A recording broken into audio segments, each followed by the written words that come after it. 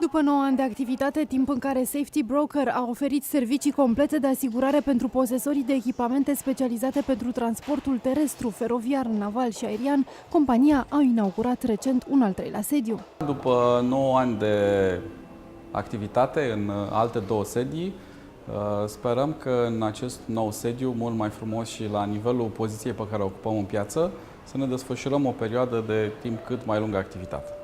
Ne gândim să ne menținem poziția din top pe care o ocupăm în acest moment în piața de brokeraj. Strategia de business mizează pe calitate, proximitate și performanță. Safety Broker lansează și un serviciu pentru gestionarea bugetelor de venituri și de cheltuieli. Budget.ro, vorbim de o aplicație web, un site, care se dorește a fi, să spunem, principalul furnizor de comparații pe partea de servicii. Servicii însemnând partea de asigurări, de credite, de telefonie mobilă, internet, telefonie fixă, televiziune și când o să se liberalizeze piața, sperăm să avem și comparatoare de gaze și de utilități, de gaze și de energie electrică. Vrem să ajutăm clienții noștri să facă niște economii, să-și organizeze bugetul.